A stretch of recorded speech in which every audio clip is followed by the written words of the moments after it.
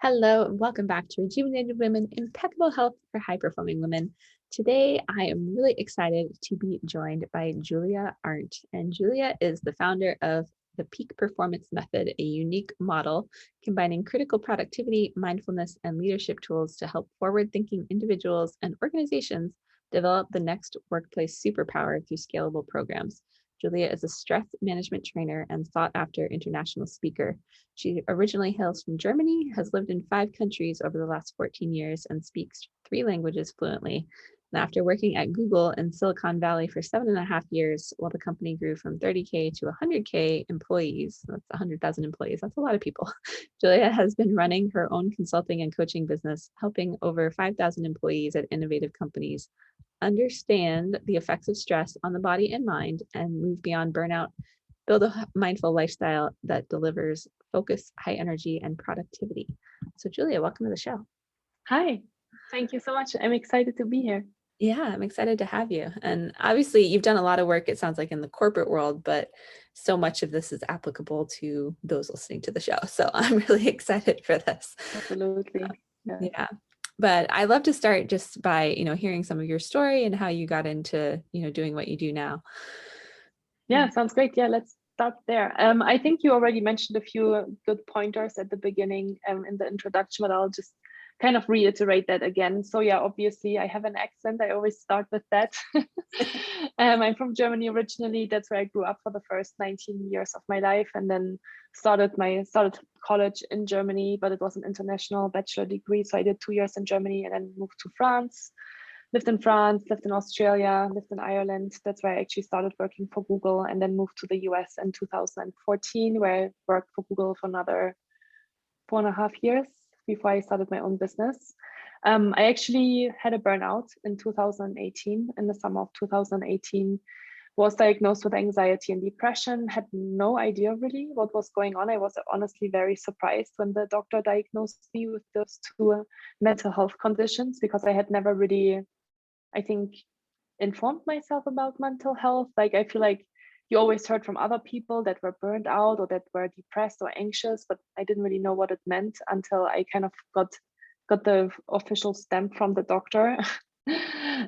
Also because I think I was always physically really active, and I really paid attention to my nutrition and my sleep. So yeah, it was kind of an eye-opening moment for me. And so I took a medical leave for 3 months, stayed at home, and really started to understand what happened to me, what kind of habits I got into that weren't really healthy for me, and then decided that I was so passionate about that topic and so fascinated how organizations were dealing with it, that I decided to start my own business, today called the Peak Performance Method. And yeah, and now I'm here. It's been 2.5 years. It's crazy how the time flies by, and I've worked with a lot of different organizations: Google, Facebook, Microsoft, Uber, couple of European companies due to my background, and yeah, also do one-on-one coaching programs, group coaching, and yeah, and always try to help peak performers understand that they can actually sustain their performance over time without burning out. Because I think one of the biggest things that I learned during my journey was, I think everyone that I was surrounded by, because of all the peak performers that worked at Google, we always thought we just push our boundaries and we push, because that's what we were used to over the course of our whole life. And then I saw a lot of people, lots of friends burn out, had panic attacks, all these kind of things. And yeah, and I think a lot of people didn't understand that that wasn't really how it had to look, that there was actually a way to prevent going into that direction. And so, yeah, so I'm very passionate about that subject, and I'm excited to talk with you more about it today. Yeah, no, and I'm excited because I feel like, and you probably know this better than me, but I get the impression that burnout happens more with females than with males, especially in certain positions, professions and certain I industries. actually have a good mix of men and women that Do I you? work with. Okay. I think men maybe talk less about it. I think it doesn't mean that they're not affected by it. Obviously, I work with women like leaders, right, that are trying to sustain their performance, especially as they're working up the ranks, right? Because I always say, when you get promotions, you'll just get more busy and more stressed out. And if you don't have the right tools in place, then, you know, all of the bad habits that you have developed are just going to be, you know, are just making everything worse. But yeah, I think it's actually both. I have a good chunk of men that I work with as well. That's good to hear. I know watching, my husband's in the corporate world, and watching some of his stress, I'm like, So let's talk about, because you know, you mentioned that for you know, ate well and took care of your body and were focused on sleep. So what are some of these bad habits that we develop in the high performance world? Yeah, Serving us. good question. I think there was, for me personally, there was a mix, obviously, of things that happened at the time. And I always say that burnout doesn't happen from one day to another or from 1 month to another. I think it's actually something that really accumulates over time. And so I would say for 2 years, leading up to the summer of 2018, I started to slip in those routines that I just mentioned. Yes, I was really healthy, I was very active, I ate well, but then there was also the flip side of these things where I started to commute a lot because I bought a house here in Lake Tahoe in California. I was really torn internally between being in the Bay Area, being in Silicon Valley, having this amazing job at Google, and at the same time feeling very home and settled in Lake Tahoe. So I commuted for every 4 days, 250 miles between Lake Tahoe and Silicon Valley. And at the beginning, it was amazing. At the beginning, I was like, I have the best of both worlds. I have this amazing job. I live in Mountain View at the time in Silicon Valley, where the headquarters are from Google. And then, you know, Thursday night, I drive up to Lake Tahoe in the mountains, and I have kind of that escape, and it was amazing. And I really loved it. But over time, that gets very, very tiring when you drive by yourself every 4 days. You know, you accumulate lots of miles and you get into lots of traffic jams, and I don't know, it just kind of started to accumulate. And I think with that, there were other things as well, right? But I think that it was just kind of a set of things that happened. So I'm commuting, getting in late, having a hard time falling asleep because I had a lot of things on my mind, was driving until midnight, got to work the next day exhausted. And I think then that internal battle of like, I want to do this job, but I would like to do it at my home. I always say it's very ironic that, you know, a year after I left my corporate job, everyone went remote because I was trying to be remote for years. And it was just it was just not an option for many corporations, for many big companies. But yeah, I feel like, you know, I started to sleep, my sleep definitely suffered. I started to have digestive issues. I started to have a lot of anxiety. At the time, I didn't really know that what anxiety was until literally the doctor told me that the symptoms that I experienced was anxiety. But I think just, you know, having obviously a high performing job at the time when I started commuting to Tahoe, I was managing a global project across the whole world, like literally with India, with Europe, with the US. And so that meant late meetings, early meetings. So I didn't have time and energy anymore, I thought, for going to the gym and being active. I was just exhausted. So you started to drink more coffee, and you made, I guess, poorer choices when it came to food options, because when you feel tired, you feel like you want more sugar. At least that's my case. So yeah, I think all of these different things kind of added up, right? Sleep, digestive issues, anxiety, lots of thoughts on my mind, lots of looking into different options of what I could do. And yeah, and then I think eventually that brought me to my burnout. Yeah.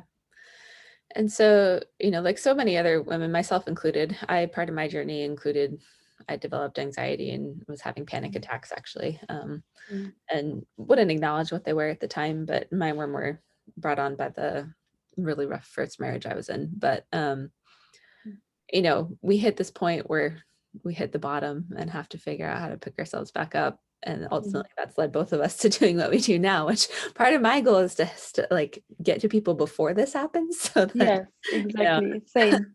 yeah. So what are, some of the tips, like if listeners are recognizing themselves or, these patterns of making less and less time for themselves, doing what I call selfless syndrome, and, in the interest of furthering career while trying to balance family and, whatever else we have going on, where do we, like, recognizing obviously is the first step, but like, what do we start doing to do something about it? Because obviously it can feel like you're having control over. Yeah, for sure. Yeah, absolutely. I think even that you, like, a couple of comments, I also always say, yes, I left my corporate job, and people are always like, is that the solution? Like, do I need to Right. leave my corporate job, or do I need to do something different to get out of that? And I always say no, because I think that the bad habits that you created over the course won't, like, you still carry that bag of habits with you no matter where you go, no matter what you do. So when I started my own business, like, of course, like, first of all, talk about the stress of building your own business, right? But then there was a lot of learnings I still had in the last 2.5 years. I still have them, like, I still learn all the time, right? But how to, like, managing time, setting boundaries, all of these different things, and practicing self-care. I think those are all still things that I practice very religiously, and that I had to learn in the process. And Yeah. I always say, if you go to another role or another team, it might be great for the first 6 months, and you have a honeymoon phase, and it gives you some energy to perform, but then you'll get back into the old swing of things. So the first step, when people are listening right now and you feel like, yes, this sounds like me, I can totally relate to this, is the awareness itself, to just kind of recognize, okay, this is what I'm experiencing, this is what's happening to me right now. Maybe I should actually pay attention to these signals that I'm getting, both mentally and physically, and not just ignore them. I talked to a friend of mine. He worked for Google and then for Accenture, a consulting company, obviously worldwide. He worked in Switzerland and Germany, and he said the best stress management tool that I used at the time was just ignoring all the signals. I just tried to not pay attention to it, and I just tried to push through and, like, tell myself, oh, in 6 months I'm going to take a vacation, or in 3 months I'm taking this weekend off and then I'll be better. I think to recognize that that's not what will work in the long run, because we really have to work on our daily habits in order to get better. So the first step is recognition and awareness, and having a moment to pause and say, okay, yes, I can see that I'm kind of heading that way. And that's not bad, right? That's just the status quo of where you are at right now. And then I think the second step to prevent this from to avoid going further down this rabbit hole is to really look at the habits that you have created. I think the biggest thing that changed really my life, I talk about this all the time, but it really did, is to create a morning routine for myself. I think we all have routines, but the question is, are they good routines or are they bad routines, right? And so, my old routine in the morning was to wake up, roll over to my bedside table, take my phone, check my emails, check my messages. I obviously have a lot of friends and family in Europe, so obviously overnight a lot of things happen on my phone. And I would start my day rushed, already probably anxious, because I would maybe see emails or things that I would need to get taken care of during the day that made me feel like I need to get started. And I didn't really start mindfully taking care of myself. And then when I was on the medical leave, I was like, okay, what can I do? How am I going to shift all of these different routines? And so the first thing that I really did and implemented was a 1-hour morning routine, where I consciously decided to not look at my phone the first hour. It basically stayed next to my bedside table. And there's different ways on how you can trick yourself, right? You can turn it to flight modus, you can turn it completely silent, whatever works for you, right? Some people say don't have your phone in your bedroom. That's okay as well. I always say find what works for you. I don't think there's a right or wrong. It's just what works for you, what doesn't. And I told myself at the beginning, all of the messages and the emails that arrived overnight can also wait another hour. but I will show up way better taking care of myself and filling my energy levels before I'm giving my energy out to others. So then I started, I had journaled before that, but I really started to be a lot more kind of consistent and religious about writing down my thoughts, things that I felt grateful for, drinking some lemon water, and then just having breakfast, and then started to look at my phone or my computer. And that made a huge difference, especially for my anxiety. I'm a pretty anxious person, still am. I still go through moments where I have high anxiety, and where I have a hard time getting out of bed because I just feel depressed. And, sometimes I broke up with my ex-fiance last year. So it's been a really tough year for me for the last 12 months. And, lots of anxiety, right? Our personal life obviously affects our professional life. And so, that routine always helps me to get into gear and feel good about myself before I do anything else. That would be the first 2 steps, I would say. Yeah, I think it's so important. And, you alluded to this, but I feel like so many of us get caught in this, like, well, our morning routine should involve this, or it should be a certain amount of time, or it should. I had another guest where we talked about stop shoulding yourself. And this keeps coming up. But, it's about figuring out what's going to work for you to not like immediately spike your stress response or your anxiety. And generally, things can wait, whether it's an hour, half an hour. I got into the habit of, like, what worked for me in the mornings was I don't check email. I don't look at messages, similar to you. And I used to do that, and you would just immediately start like your day with all the things that were wrong. Then your day is already gone to hell in a handbasket, right? But so I would start, I read on my phone, but I would, read my Bible for, even if it was just 10 minutes, like just something. And that for me, like, journaling's never really been something it's something I dream of, but it's not something that ever has really worked for me. So, I'm just sharing as another option. It's about figuring out what works. Like, Julia journals and does the lemon water and does all that. That's awesome. I read my Bible. I just kind of lay in bed with my kid because he's always there in the morning, and cuddle with him for a little bit, and, get up early enough so that I can do that and then start our day. Exactly. Yeah. And the next person might go for a run or to the gym or whatever. I always say, find what you love to do and what you really feel like fills your cup, Yeah. No matter if it is reading a book, reading affirmations, being active, anything works. Yeah. Meditating, doing yoga, meditating, going for a walk, drinking your tea, like any of it. Yeah. So I love that. And that's a good first step. And something I was curious about just in reading kind of the topics that you talk about a lot was this idea of using stress to our advantage. Let's maybe we can shift into that, because we've got, like, we don't want to ramp the stress up first thing in the morning, and that really helps set us up for a day. And I have other things like deep breathing through the day that helps just like give your body a reset. But how can we use stress to our advantage? Yeah. I think that a lot of people associate the word stress always with something negative, without realizing that we actually do need stress hormones in our body in order to perform. So in the morning, naturally, you, as obviously a health expert, you know this, and I'm sure you've talked about this before. Our hormones, our dopamine, our adrenaline and cortisol naturally go up in the morning because we need those in order to perform. We need those to get up and actually, use our brain and all these things. Yeah. And so that is stress. Those are our 2 main stress hormones. There are obviously a few others, but those are the 2 main ones. And there's a stress performance curve. People can look it up if they don't know what it is on Google. But it basically shows that if you have no stress, you have no performance. So you need then a natural level of stress in order to be sharp, to be focused, to concentrate, and do the things that you're performing throughout the day. The problem nowadays is that people have too much stress, right? We never get off that stress, off these stress levels, because we never stop, we never disconnect. We don't invest in ourselves anymore, because the first thing that we cut off from our to-dos is the things that we do for ourselves, because it's the easiest thing to remove from our big list or from our calendar, right?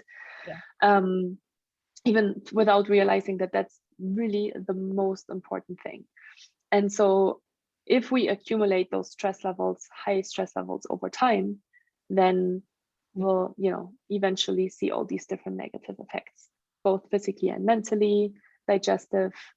I always say even reproductive, especially as women, right? Women that are trying to get pregnant.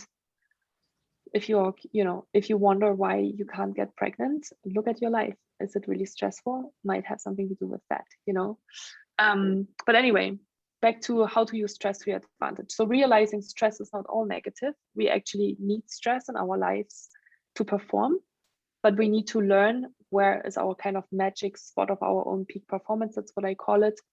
Where basically the bell curve is on top. That's where we are. We have a certain level of stress, and we can perform at that level. Yeah. But the more stress we have, it's not that the more stress we have, the more performant we are, but at some point the bell curve, it's the other way. It goes like down. Exactly. And so so it's really realizing that. And there are so many tools nowadays and so many questionnaires or evaluations that you can go through. I think it's always really about learning about yourself, investing in your own personal development, learning how you function, learning what works, learning what doesn't work. Nobody's going to give you a prescription and you're going to have the perfect lifestyle, but it's really about testing, iterating, seeing what works, and listening to the signals of your body. Best example, maybe personal example, I would, I'm an early riser, and so at 1 or 2 o'clock, and that's very natural. We have kind of a dip in our afternoon where we feel a little bit more tired, and we feel like we can't focus as well. And I used to always obviously push through that, right? Especially when you're working in an office, you can't just go lay down, even though obviously at Google, people know this, we have sleep pods and, meditation rooms and all these different things. But, people will be surprised how little those ones are actually used, right? Mm-hmm. Because it's an office full of peak performers, right, and everyone is just trying to get their work done. But I would just push through that and, drink coffee or have something sweet, right? And to just kind of grind through that moment. And I still have that today where I feel tired after lunch. Now I go lay down for half an hour or an hour. I really got into those naps, and that's something really recent, maybe 6 to 12 months. Mm-hmm. And I'm amazed how well that works for me. And before I would be like, oh, I cannot nap in the afternoon or whatever. And now I take this time to really recharge. Yeah. And then I go back to work and I'm so productive and so sharp because I've used my stress levels to my advantage, right? I helped my body relax when it gave me the signal that I need, obviously, some time for relaxation and just switching off. Mm-hmm. And, if I can't sleep, I listen to a meditation, like a guided meditation, and I just close my eyes for those 20, 30 minutes. And that's amazing too, because as soon as I get back to my desk, I feel like I can turn on my brain again. And it's just so much more balanced and healthy than just pushing and never disconnecting. Yeah, I think that's so important. And I mean, not all of us obviously work in places where you have sleep pods and that's available to you. Not that they would get used anyways, but I think like the most important thing you just said, and I talk about this all the time, it doesn't matter what part of your health you're trying to transform, like the first step is just reconnecting to yourself and recognizing what you actually need, because we're so good at ignoring that and just powering through, pushing through. We're so good at that.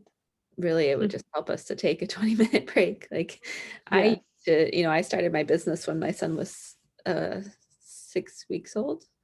Yeah, I think he was 6 weeks old, and he was born early, so his adjusted age was just 1 week old. But my schedule, I'd work a morning shift and I'd take a 3-hour break and we would nurse and nap. I had a room that I'd turn the lights off and I had a little thing I'd lay down on, and that is what we needed in order to get through a full day. And so recognize there were other things I wasn't recognizing in terms of dealing with stress, but connecting to yourself enough to start to understand that, and then figuring out how you can build exactly what you need. Mm-hmm. What you need. I always say as well, I think when we talk about self-care, people always associate it with I need 3 hours to do this, you know, and I'm like, no, like even if you take 10 minutes or 5 minutes, you know, between meetings, and you're intentionally doing something for yourself. You open the window, you step outside, you go have a glass of water, or you close your eyes, or whatever, again, whatever it is that fills your cup, do that. And it doesn't have to be a lot. Like, I think, and like really, again, I think it's really over time that you learn what works and what doesn't work. Like for me today, when I'm starting to jump from one tab to another, I know, okay, Julia needs a break because I'm actually not really focused anymore and it's not going to work. And then recognizing, oh, I took an hour break, but now I am so sharp and so productive, and I get the things that are still on my to-do list done in an hour instead of sitting in front of my computer for 3 hours. Isn't that such a much nicer lifestyle? Because I'm investing in myself, I feel good about myself, and then I do my work. And I think at the beginning, when you're a peak performer, you are afraid that that doesn't work. I think people are afraid that they take a break and then they don't get back into work, or they don't get to finish all of the things that they still need to get done, things like that. And so, yeah, I think it comes with experience, that you gain your confidence levels, that actually helps you regain your focus and your concentration instead of taking away from it. Yeah. And I think you're very right. And like, we have to be willing to take on a new perspective and try, you know, trust that it can work for us too. Because yeah. And figuring out those avenues. I mean, we all want to be more productive, more effective, whatever it is. And so just recognizing when you're spinning your wheels versus like really able to focus and just get something done is incredibly important too. I was just thinking about a friend of mine as well who works at Google and has multiple side businesses, hustles, and he's also an Ironman. So he works out quite a bit and has very intensive training plans, obviously, to prepare for the Ironmans. He qualified for Kona multiple years in a row, so he's really good. Yeah. And I always look at his life, and he's married, he has a small child, and I'm always like, how do you do all of these different things? How are you so successful with everything? And he's always like, you know, he has such an amazing life. He's obviously structured, right? And he's planning, but he's like, how many hours do we spend in front of our TV, or we're scrolling through social media? He's like, I do this obviously too, but in very kind of, I have like specific times where I do that, or I allow myself to do that. But we actually have a lot of hours in the day to get a lot of things done if we are intentional about it. And I think that's extremely inspiring. I agree. One of the most, I guess, profound and maybe inspiring things I heard was, I don't know if you've read the book, The Big Leap by Gay Hendricks. There's one book and one quote that always comes up on the show. So that's the book. But, you know, he talks about Einstein time versus like the Newtonian concept of time, where, you know, Newtonian is like there's a start and an end, and there's only 24 hours in your day, and like you have a finite time, right? And Einstein time is more based on the theory of relativity and creativity. And so what it says is that at any given moment you are in like you're creating your time, because you're creating what you do during that time. And so as I kind of shifted that approach of like, okay, what do I like asking, all these things I have to do, it's like, what do I want to create with this time? Like it really gave me some freedom around that. So that's really powerful. I know the book. I haven't finished it. I think I'm like halfway through, but it's really good. It is. I really like it. I've read it like 4 times now. There's certain books, like I'm the same, like I have books on my shelf, and like half of them I haven't read, I promise, but I'm like, I feel better owning this book. But I get it. Yeah, it's a really good one just to. So what's the quote that always comes up in your podcast? Oh, the quote is the Marianne Williamson quote, "Our deepest fear is not that we are inadequate, but that we are powerful beyond all measure." And it keeps going, but that's the only part I have memorized. Yeah. Yeah, I love that one. Yeah. So just kind of in bringing this full circle, you know, we've talked about awareness and connecting to yourself again and figuring out what's going to serve you to have those periods of de-escalation from stress. any last thoughts or tidbits you can share with our listeners around How to really avoid stress burnout or management? prevent burnout? Yeah. Well, I would say I always start actually with time management. I built a model called the peak performance method. It combines 9 critical components that I identified over the last 2 years as the things that people, I think, struggle with, or the things that we should incorporate in our day to sustain our performance. And there are 3 kind of parts of it, but one of the things that people are always very curious about, and I think that I actually integrated in that model kind of later on, was the piece around work productivity, time management, setting boundaries, and then how to communicate those. I think those are 3 incredibly important parts that we overlook. When we talk about stress management, people think self-care, people think meditation, people think yoga. Yes, that's all amazing. But if you do a 30-minute yoga class and then you go back to your extremely full, stressful day, your yoga meditation practice won't last, like the effects of it won't last very long. And Right. you haven't really changed anything. Even though you've taken care of yourself, you're still going back to overwhelm and all of these different components. So when I work with my clients, and I do a lot of corporate workshops, time management is always the first thing we talk about, because if you want to practice self-care, you need to create time for self-care. And a lot of people have incredibly full schedules, right? They start super early in the morning, they work all day, they get, they have their meetings all day, and then they finish at 6 o'clock, and then they start working on their projects. Right. So I think there's a lot of, I think, myths around time management, and people just accepting how things are. They're like, oh, I'm used to always working in the evenings. I'm used to always working during the weekends. My colleagues are used to me always being on and always being available. And I'm like, yes, that's very nice of you, but and they even say, oh, but they are always on, so I need to be always on. And I always say, well, you can only take care of yourself. And if you feel like I want you to experience that you can be so much more performant and productive and happy if you have that balance between what you do at work and what you do in your personal time. Yeah. So time is always the first thing. So if people are listening right now and they're like, oh yeah, I can relate to that, time management is a struggle, then I always say, track your time for a day. Write down for a day, just have a notepad next to you and write down every 5, 10, 15 minutes, every time you switch a task, write that down. Because again, awareness is always the first step to actually making changes in your life. And that you're going to be surprised of how you're spending your time. And then once you have that, then you can start optimizing it. So I think when we talk about stress management, we don't talk enough about those work productivity tools, because nobody has ever taught us how to manage our time. Nobody has ever told us it's okay to say no, and it's okay to not take on every project and every task that people ask you for. And and that would be, I think, my final words for today. If you're curious to learn more about time management, I have a lot of resources on my website. I actually have a free 5-day time management course on my website. It's peakperformancemethod.com/time. Because again, I really, really believe that time management will already help with a lot of things if we're doing it right.